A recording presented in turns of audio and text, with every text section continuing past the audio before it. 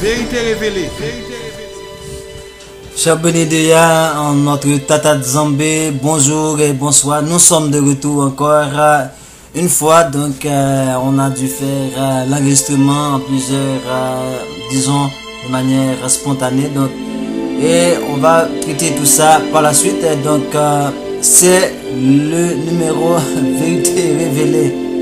K va parler de Haïti, Afrique, terre.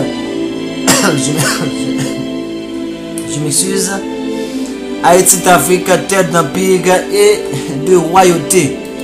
Donc, dans le dernier numéro, nous avons vu le parallèle existant entre la charte de Mandé de Sundiata Keïta et la déclaration d'indépendance de Dessalines et en partie la constitution haïtienne de 1805 qu'on appelle la constitution impériale d'Haïti de l'empereur Jean-Jacques Dessalines. Donc, tout ceci c'était pour arriver à ce numéro. En conclusion par rapport au fait que nous avons dit au départ que Haïti c'est une terre d'empire de royauté, pour vous montrer que, mes chers compatriotes haïtiens, permettez-moi de parler pour ceux qui parlent français, qui nous écoutent en français en Europe, que ce soit partout.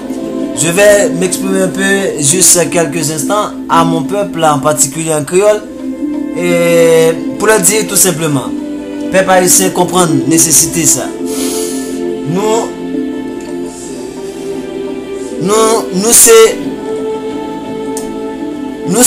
Nous fait partie moun k'ap lutter pour Haïti. Nous fait partie pour moun k'ap lutter pour Haïti demain en cap venir. Et m'a profité moment ça pour me dire à tout haïtien k'ap tande. Et que ce soit ça qui vient sur site là qui ouest notamment qui soit partisan ou d'une autre de quel que soit candidat ou yéya, peu importe, et notamment les fanatiques de président moi entendez qu'Haïti que les Jovenel Moïse actuellement, que moi m'a dit carrément qu'il pas président, parce que d'ailleurs et selon la parole, c'est pas l'ennemi qui pour nous diriger, c'est une malédiction lorsque c'est l'ennemi qui a mis des monde diriger nous. Et c'était toujours le cas avec les Hérodes.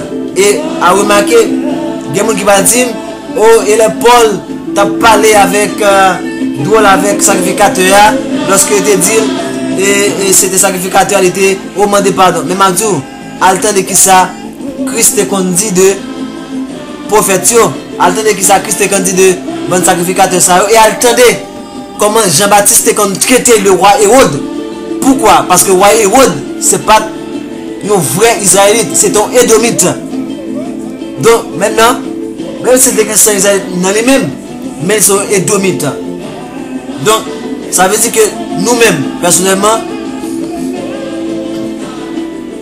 peu importe le monde qui monte à diriger Haïti, d'ailleurs, sous concept nous dit nous diriger le pays, nous pas qu'à diriger dans ce sens.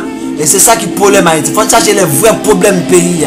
Je dis à nous, élection sur élection, on n'est pas jamais marcher. Moun monter, moun aller, moun tourner, on n'est pas jamais marcher. Mais, moi, écoutez moun qui pense pour le pays. Parce que, m'a dit nous ça, moun qui pense pour le pays, franchement, m'a dit nous ça, c'est pas Haïti. C'est pas Haïti. Et, des fois, nous pas dire, pour qui ça nous pas entrer, c'est juste une question de temps. M'a dit nous ça encore et m'a répété, c'est une question de temps. Maintenant, pas quel monde qui a parlé, qui a dit ceci, qui a dit ça. Monter média fait tout la sainte journée et que le pays a entré plus fond dans l'abîme, m'a dit nous que titan, j'aime te donner dernièrement claque parenté dit titan que ou est papa bon nous pour nous faire tout ça n'a fait des salles pour nous faire toute vie bagarre n'a fait profiter parce que nouvelle Haïti après le fait pas bon grand monde. Quel que soit la communauté qui est dans la politique actuellement en Haïti, là, Nouvelle Haïti, ça, l'a fait sans vous. Parce que d'une façon ou d'une autre, vous contribuez dans le malheur Haïti, ça. Pour qui ça? Parce que des fois, il y a plus de bagages qui passent dans le coulisses ou qu'on n'est pas dit. Soit nous pouvons mourir, soit nous pouvons quoi que ce soit. Nous pouvons dévoiler la vérité. Si nous avons dévoilé la vérité, c'est des bagages qui ont fait dans le pays qui pas ta fête. C'est des secrets que nous gagnons, si nous dévoilés, pas ta fête. Mais nous ne pas inquiéter de tout ça. Parce que c'est une question de temps. C'est la prophétie. Et nous avons dit à tout haïtien qui attendent nous. Nous ne demandons aucune question de résignation quoi que ce soit. D'ailleurs, à regarder pour un message qui prêche sous paille, ça c'est un message de résignation. Mais c'est juste que nous avons dit patience. Patience. Et soyez forts et courageux. Et gardez mon nouïa. Gardez mon nouïa. Intégrité nous garder. Intégrité nous garder. Je ne parle pas de sincérité, nous parlons d'intégrité. Gardez intégrité. Parce que Nouvelle Haïti, c'est pour les gens qui intègrent la vie. Nouvelle Haïti, c'est pour les gens qui parlent de corruption la vie. Nouvelle Haïti, c'est pour les gens qui effectivement petit ça. Haïti. Donc, nous avons dit que Haïti n'est pas une terre de démocratie. Et regardez bien, on a chassé les Duvaliers depuis 30 ans pour établir un système de démocratie qui n'est autre que le pire moment, la pire période de l'existence de notre nation. De 86 à nos jours, c'est la pire période de l'existence de cette terre de liberté, de cette terre bantou israélite, de cette terre d'Afrique en Amérique, Haïti, qui est le symbole de l'Afrique en Amérique. On comprend que c'est une prophétie, c'est une question de prophétie. Mais je tiens à attirer votre attention. On n'a pas à élire des gens selon le modèle. Et je vais dire quelque chose à mes compatriotes haïtiens. À chaque fois que vous parlez d'Haïti, vous essayez de prendre des modèles. On n'a pas à imiter les nations. C'est nous qui sommes le modèle. Je vous le dis. Nous n'avons pas à imiter les nations.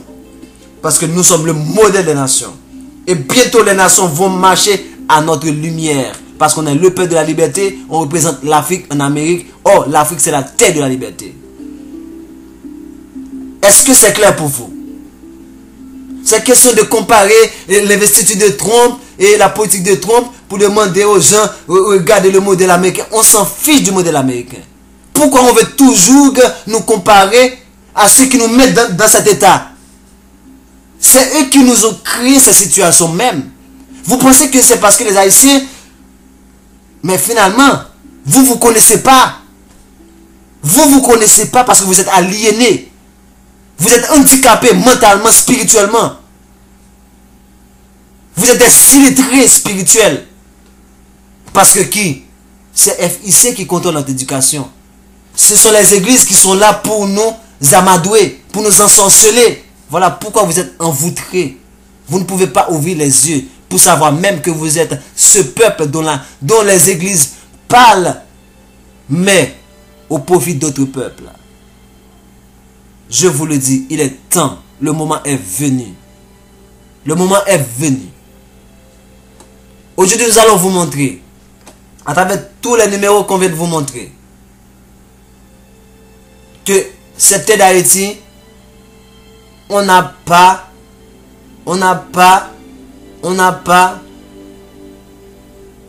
comme on a une gouvernance de démocratie. On n'est pas une république. Le terme république que vous allez voir dans la Constitution, c'est parce qu'au départ, il y avait un peu l'influence française. Et c'est Boyer qui va venir avec la République. Pas Boyer Pétion. C'est Pétion qui va venir avec la République. Voilà pourquoi Pétion va être le premier président. On n'a pas de président. Toussaint a été un gouverneur. Après Toussaint, Jean-Jacques Dessalines a été un gouverneur. Et après, il a été proclamé empire. Parce que la constitution haïtienne parle de empire d'Haïti. Et non seulement la constitution haïtienne, c'est l'acte de l'indépendance. L'acte de l'indépendance a parlé de empire d'Haïti. Nous sommes un empire. Un empire. Donc, voilà pourquoi, en résumé, nous allons vous montrer à travers ces trois régnants.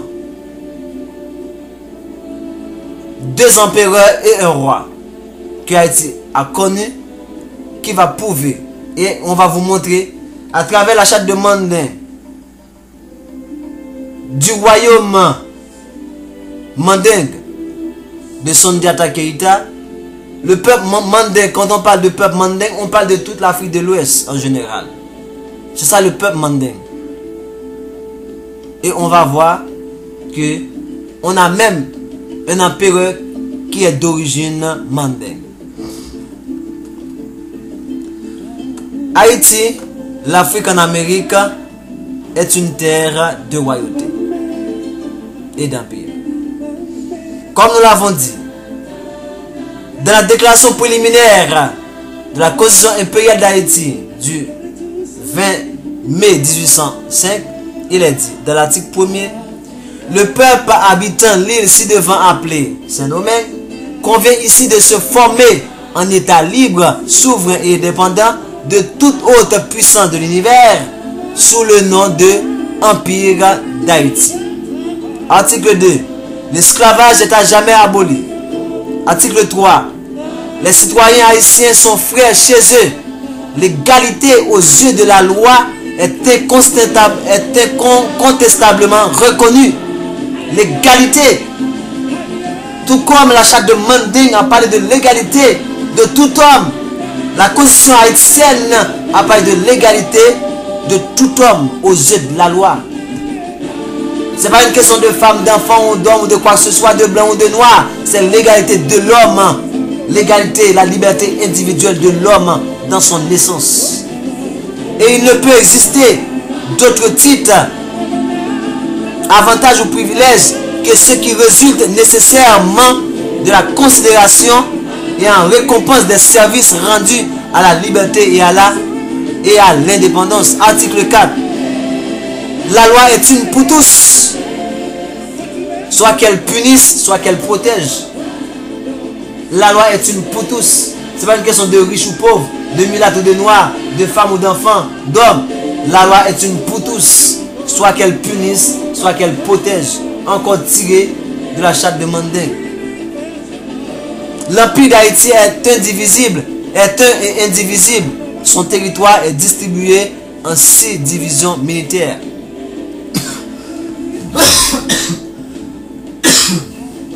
Je m'excuse. Je m'excuse. Comme je vous le dis, la grippe n'a pas encore fini. L'Empire d'Haïti est un et indivisible. Vous voyez, l'Empire d'Haïti. Ça, c'est l'article 15.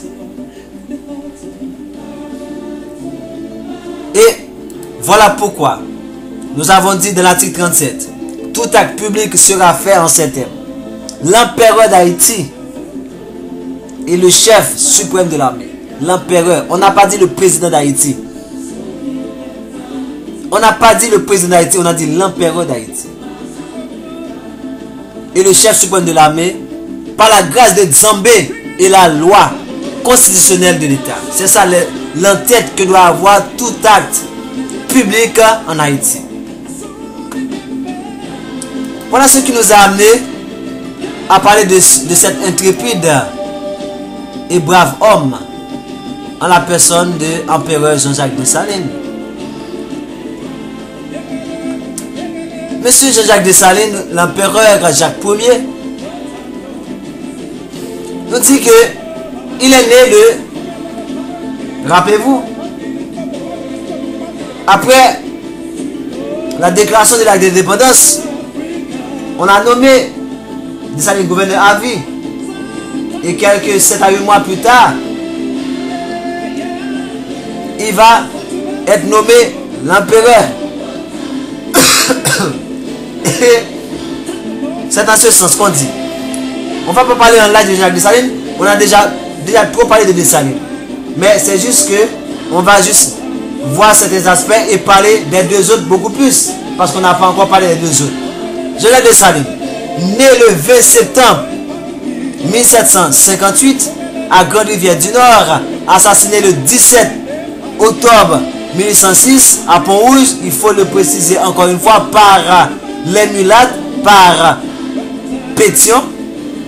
Il est un intrépide dirigeant de la révolution haïtienne, le père et fondateur de la nation haïtienne et le premier empereur d'Haïti, sous le nom de Jacques Ier, de 1804 à 1806. Son épouse fut Marie-Claire Heureuse Félicité. Avant j'avais dit Bonheur, mais c'est presque la même chose, mais c'est Marie-Claire Heureuse Félicité, avec qui il se maria en 1801. Après la proclamation de l'indépendance d'Haïti en 1804, Dessalines établit un empire puissant, le seul et unique empire en Amérique. Après la déclaration de l'indépendance, Dessalines a établi un empire puissant, le seul et unique. Les États-Unis, c'est une république. C'est pas un empire.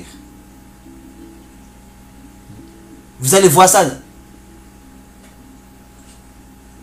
Mais son assassinat en 1806 met fin à ses rêves. Son testament est cassé et sa succession annulée et son empire aboli. Quoique repris par Faustin Soulouque plus tard, sans oublier Christophe qui a régné dans le nord dans le même sens, mais sous forme de monarchie. Ça veut dire, après Dessalines, on est passé d'un empire à la monarchie dans le nord. Mais à chaque fois que le pays est dirigé en termes d'empire, c'est en globalité. Avec Dessalines, c'était tout le pays qui était un empire. La monarchie, c'était dans le nord. Et avec l'autre empereur, on va voir que c'est tout le pays. Donc Haïti, c'est une terre d'empire. On dit d'origine africaine, afro-caribéen, il est d'abord esclave à Saint-Domingue. Ça, je fais juste ce rappel, parce qu'il y a quelque chose d'important ici que les gens n'entendent pas souvent parler. Les Haïtiens ne connaissent pas. Nous ne connaissons pas notre histoire. Il y a tellement de choses que nous devrions connaître, mais FIC, Union Européenne, la France, les Américains, les Canadiens ne veulent pas.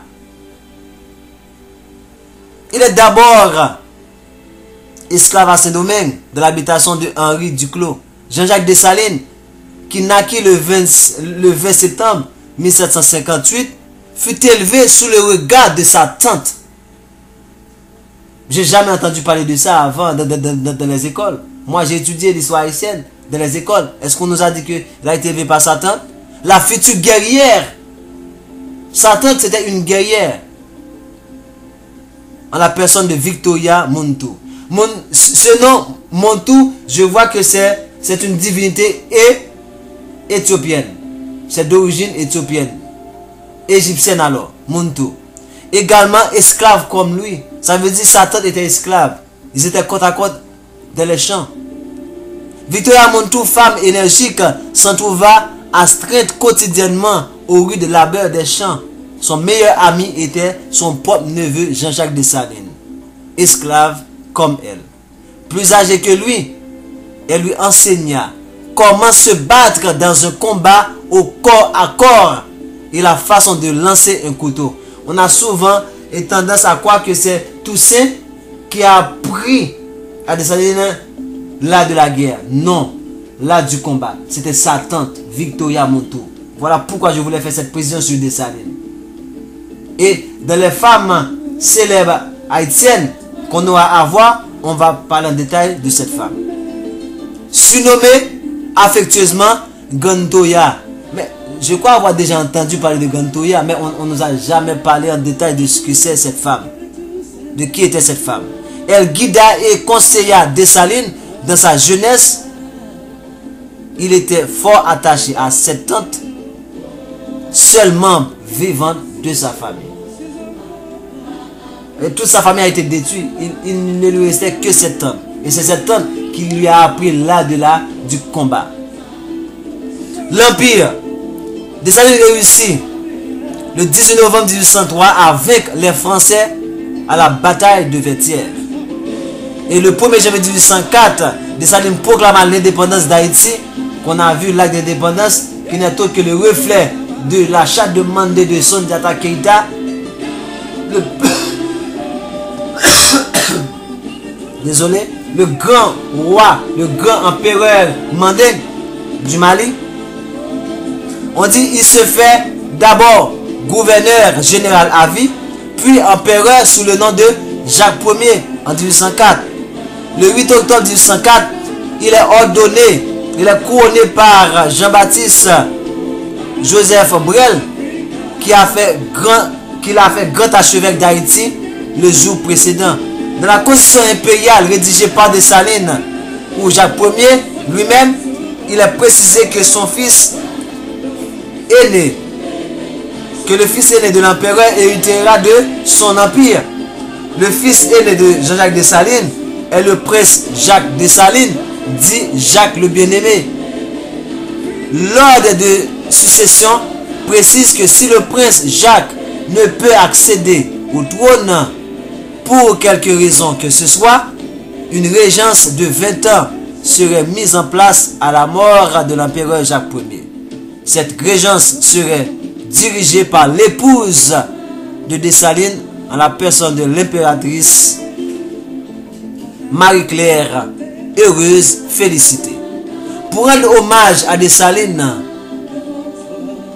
il y a Ignace No qui lui a dédié un poème qui dit: Dessalines à ce nom, amis, découvrons-nous. Dessalines à ce nom, amis, découvrons-nous. Je me sens le cœur battre, à fléchir les genoux et jaillir à ce nom un sang chaud dans mes veines. Suspendez vos plaisirs, recueillez votre cœur, songez à nos héros, songez à l'empereur. Et Jean-Jacques semble à quelques esprits de Zambé dicta l'indépendance à la lueur du feu. Je reprends ce poème. Dessalines, à ce nom, amis, découvrons-nous. Je me sens le cœur battre, à fléchir les genoux et jaillir à ce nom un sang chaud dans mes veines. Suspendez vos plaisirs, recueillez votre cœur, songez à nos héros, songez à l'empereur. Et Jean-Jacques semble à quelques esprits de Zambé dicta l'indépendance à la lueur du feu. Ça veut dire, le poète Ignace No reconnaît lui-même que l'esprit qui accompagne nos héros, notamment Jean-Jacques Dessalines, n'était pas l'esprit de Satan comme veulent le faire croire les Occidentaux, mais c'était l'esprit de Zambé, comme vous l'avez vu dans son acte, dans la constitution et également dans la prière de Douty Boukman. Ça, c'était pour le règne de Dessalines. Après la mort de Dessalines, après l'avoir tué dans un complot fait par Pétion, le pays va être divisé en deux royaumes. On va avoir la République avec Pétion, qu'on va appeler l'Ouest et Sud, et dans le Nord et la Tibonite, il va avoir le royaume d'Henri Ier, ou le roi Christophe. C'est qui le roi Christophe? Henri Christophe, né en Grenade le 6 octobre 1767, il arrive et est mort au Cap Haïtien toujours en octobre, le 8 octobre 1820. Il est président puis roi d'Haïti sous le nom d'Henri. Dans le langage courant, il est plus simplement appelé roi Christophe. On a même l'université roi Christophe. Premier roi de l'histoire haïtienne, le roi Henri crée une monarchie stable, suivant le modèle de la monarchie britannique. Il n'impose pas son pouvoir absolu, mais n'impose pas la constitution non plus. Lors de la chute de la monarchie en 1820, au lieu d'établir une constitution, le roi Henri, dont les jours sont comptés, préfère se donner la mort le 8 octobre 1820. Il est enterré près de son palais, sans souci. Ou la citadelle La Ferrière. Si vous allez sur internet, vous allez voir, ils n'ont pas mis la citadelle La Ferrière parce que c'est la plus grande œuvre de fierté d'Haïti.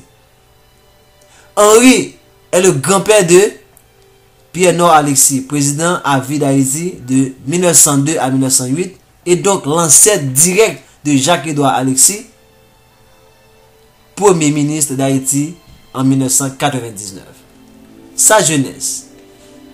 Né Christopher Henry à l'île Saint-Christophe ou la Grenade, il est le fils d'un affranchi de Grenade nommé Christophe. Il arrive dans le nord de Saint-Domingue en tant qu'esclave.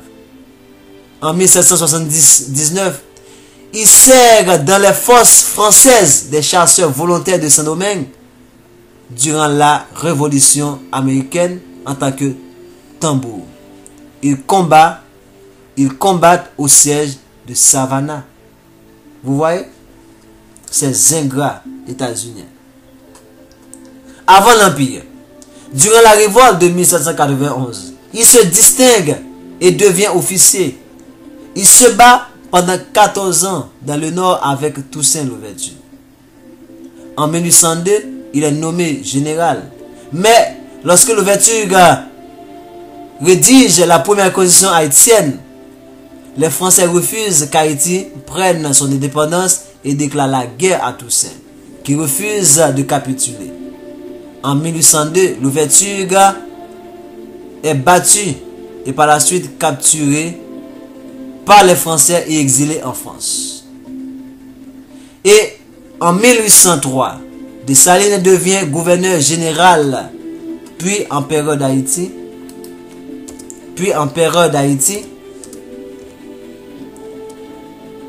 Ok, on dit puis empereur d'Haïti. Il bat les Français. Non, on a dit que en 1803, Dessalines devient devient général de l'armée indigène d'Haïti. Ok, il combat les Français. Il devient général. Je m'excuse.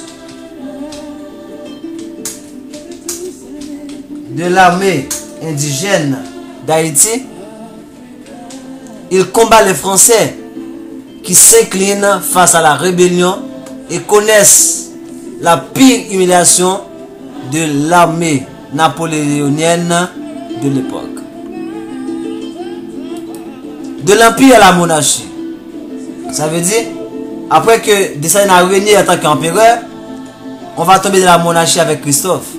En 1804, le gouverneur général Jean-Jacques Dessalines se proclame empereur d'Haïti sous le nom de Jacques Ier.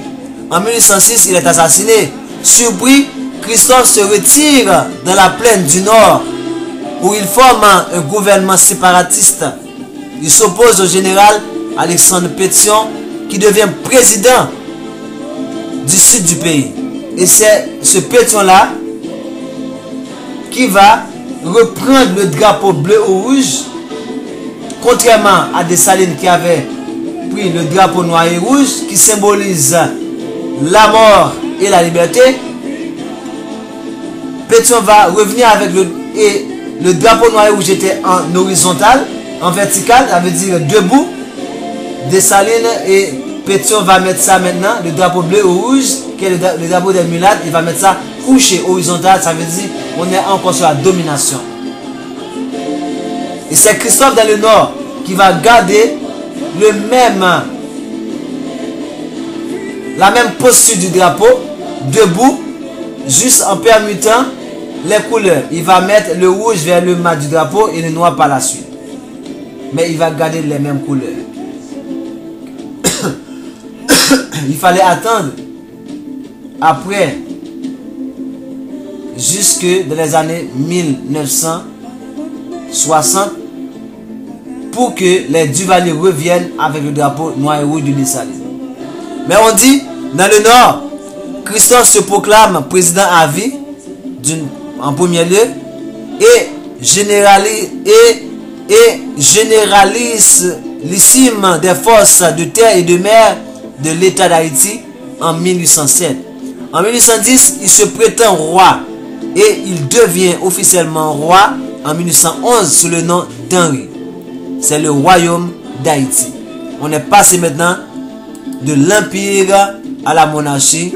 On est passé d'un empereur à un roi. En 1811, Henri est couronné par le même archevêque qui a couronné Dessalines, Jean-Baptiste Joseph Brel, le 2 juin.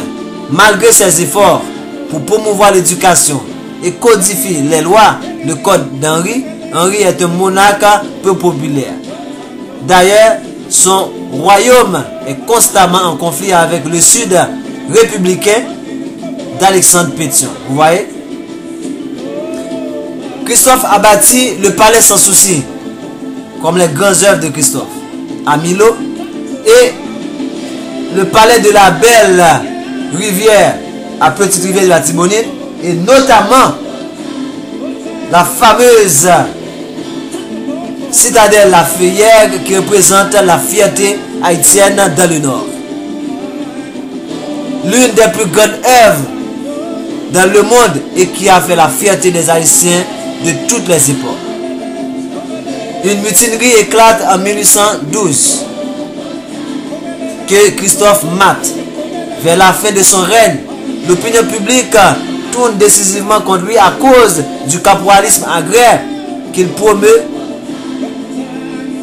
afin de développer l'économie de l'île. Pour son fin de règne et sa succession, on dit que, frappé d'une crise d'apoplexie le 15 août 1820, Henri en reste partiellement paralysé. Il ne lui reste que quelques mois à vivre. Mais une révolte éclate dans le nord. Attaqué par les insurgés, Henri se suicide le 8 octobre 1820 en se tirant une balle en argent dans le cœur pendant une messe dans une église qu'il avait faite. Vous pouvez voir l'église, c'est auprès du palais sans souci. Je vous montre l'image. Il est inhumé dans la citadelle La Feuillère. Ça, c'est moi qui l'ai ajouté parce qu'on ne trouve pas ça sur Google. Google ne met pas ça. C'est dans la citadelle La Feuillère qu'il est inhumé. Donc, c'est pas. Non, quand on parle plus haut dans le cadre, on a dit il est inhumé près du palais sans souci. Mais c'est là qu'ils ont mis en précision. Ça, c'est pas moi, c'est eux qui l'ont mis en précision que c'est dans la citadelle La Feuillère. C'est bien ça. Après sa mort, son fils Victor Henri se proclame roi titulaire du royaume d'Haïti sous le nom de Henri II. Parce que son père était Henri Ier. Mais le roi Henri II est pendu par les insurgés. L'épouse d'Henri, la reine Marie-Louise David et ses fils et ses filles s'exilent en Italie. Jean-Pierre Boyer, le président sudiste, s'impose par les armes et proclame le rattachement du Nord à la République d'Haïti le 26 octobre de l'année 1821. Il devient président à vie de toute l'île avec le droit de succession. Maintenant, nous allons passer au troisième régnant.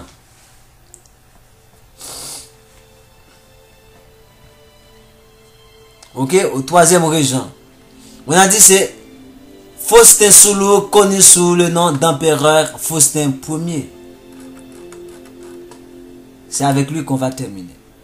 Pour dire que Haïti est une terre d'empire et de royauté.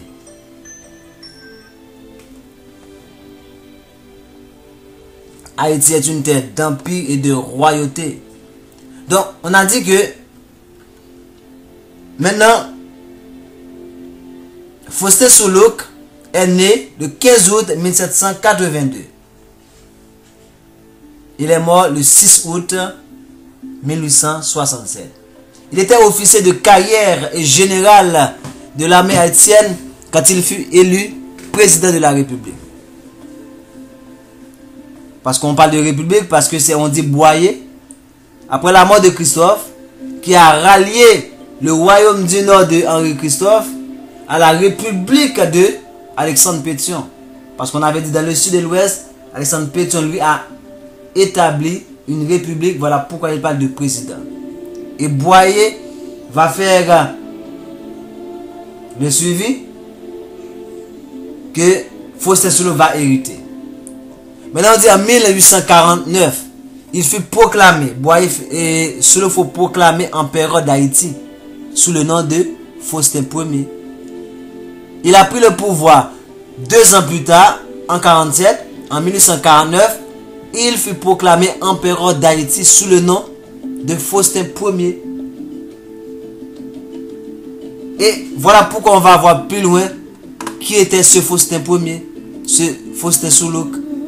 On dit, bien vite, il purge à l'armée de l'élite mulâtre qui la dirigeait, installa des loyalistes à la peau noire dans les postes administratifs et créa une police secrète et une armée personnelle. En 1849, il institua une noblesse noire dans le pays. Parce qu'avec les boyers, avec les pétions, tout était sous le contrôle des mulâtres.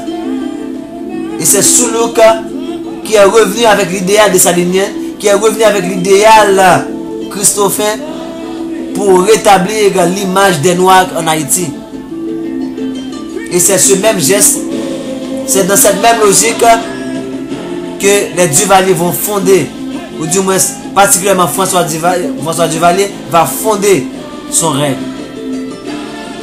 On dit, toutefois, cette tentative infructueuse pour reconquérir la République dominicaine voisine minèrent son pouvoir et une conspiration menée par le général Fabre Nicolas Geffroy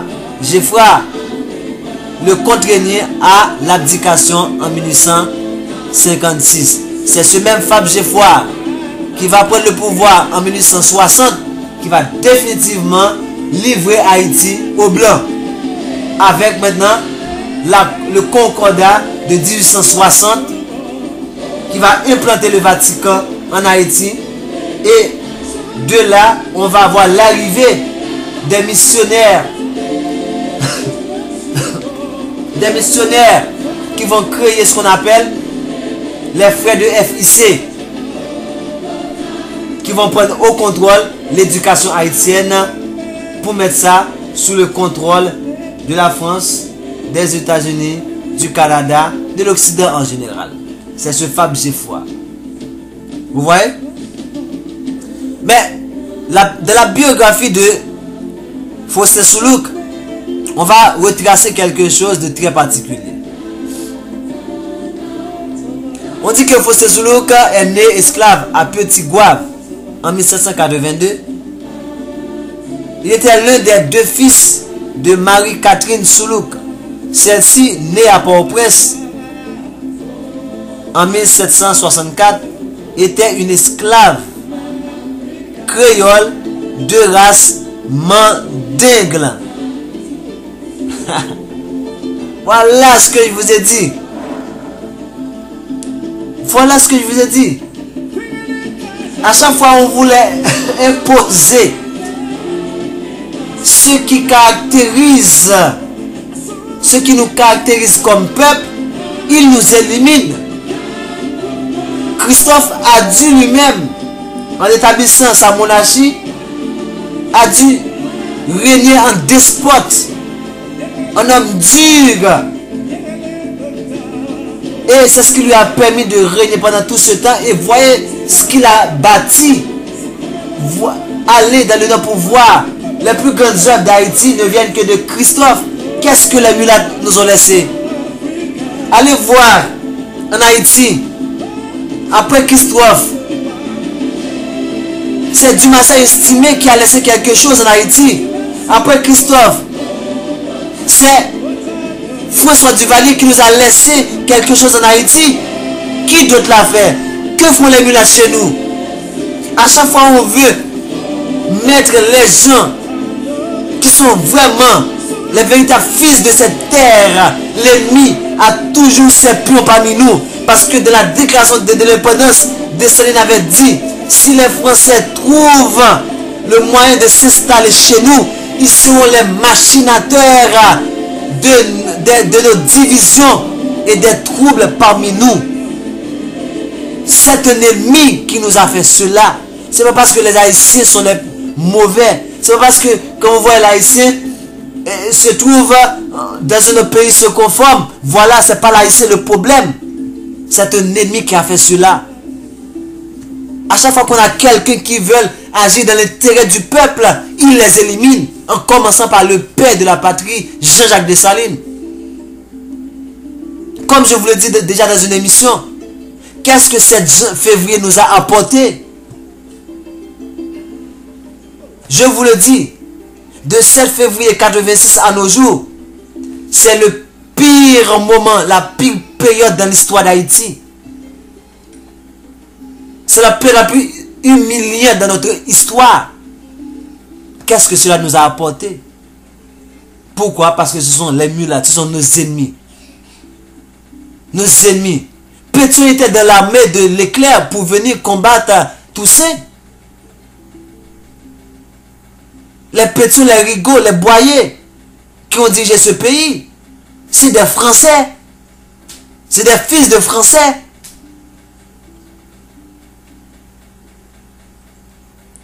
Voilà, on dit que la mère de Soulouk était de race mandingue. Et c'est qui, quand on parle des peuples mandingues, c'est quoi? Les mandingues sont un peuple d'Afrique de l'Ouest, faisant partie des peuples mandés. L'Afrique de l'Ouest est une région terrestre couvrant toute la partie occidentale de l'Afrique subsaharienne, ça veut dire au sud du Sahara. Elle coupe approximativement les pays côtiers au nord du golfe de Guinée jusqu'au fleuve Sénégal. Les pays couverts par le bassin du fleuve Niger, ainsi que les pays de l'arrière-pays sahélien, berceau des empires successifs du Ghana, du Mali et Songhai. L'Afrique de l'Ouest est un ensemble de pays qui possèdent des influences et un héritage commun. Soulouk est un mandingue. Donc il n'y avait pas que Soulouk comme mandingue. Haïti, la terre de Dessalines, la terre de la liberté, l'Afrique en Amérique, Haïti c'est une terre de royauté et d'empire. On ne peut pas diriger Haïti en fonction de la démocratie. Haïti n'est pas une république. Ça ne marchera jamais. Vous le savez très bien. Vous le savez très bien que ça ne marchera pas. Laissez-nous vivre en fonction de nos aspirations. En fonction de ce qui fait de nous ce que nous sommes en tant que peuple d'Afrique.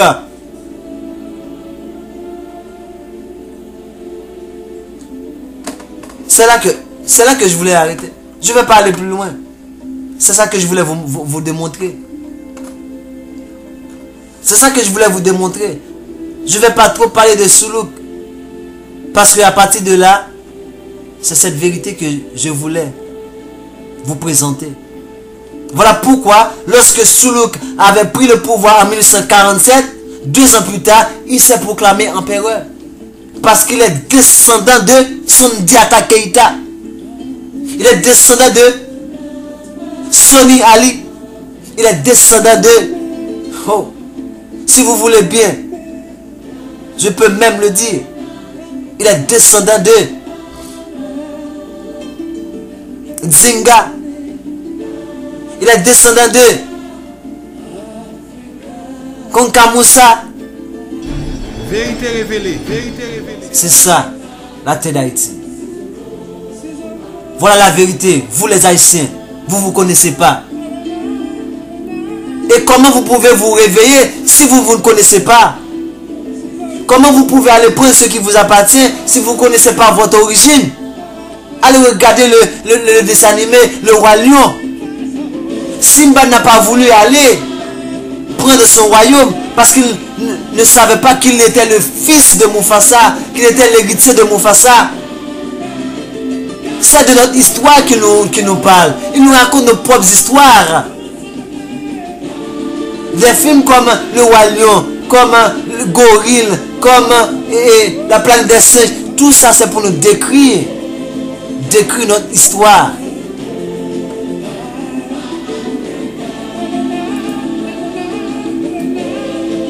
Vous ne serez pas de la partie si vous ne vous réveillez pas. Le réveil va être fait sans vous. Le rassemblement va être fait sans vous si vous ne vous réveillez pas. Il a été dit,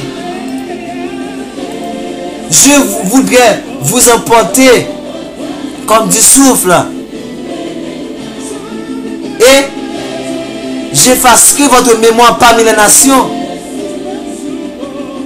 Ceci a été accompli dans Psaume 83 où Edom a dit, venez exterminons-les du milieu des nations et qu'on ne se souvienne plus du nom d'Israël.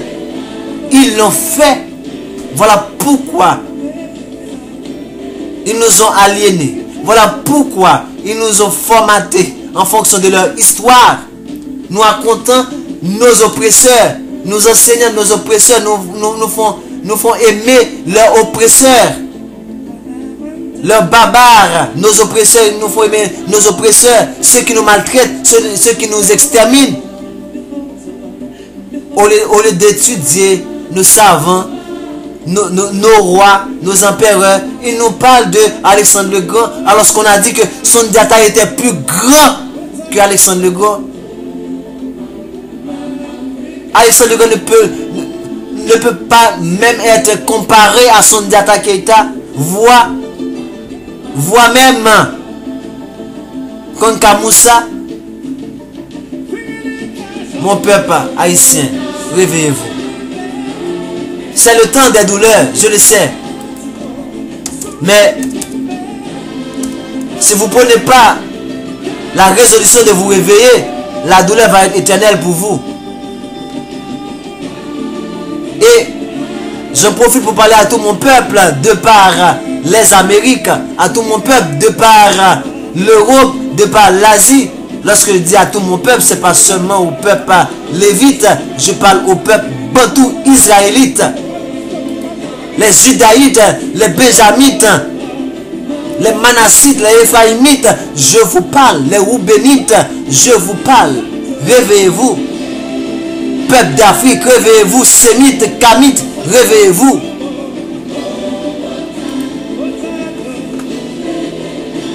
C'est le temps du réveil. C'est le temps de connaître qui vous êtes. C'est le temps de préparer vos affaires parce que le rassemblement est à l'horizon, est sur le point de se pointer.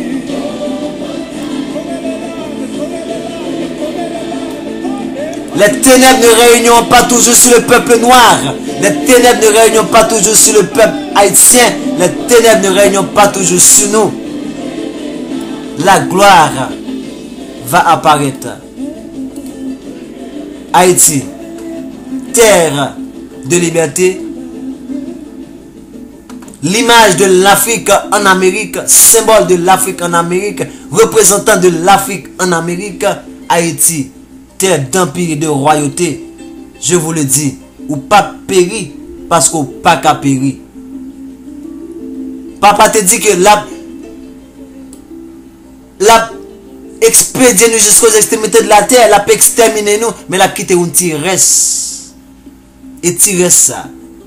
Le jour le réveille.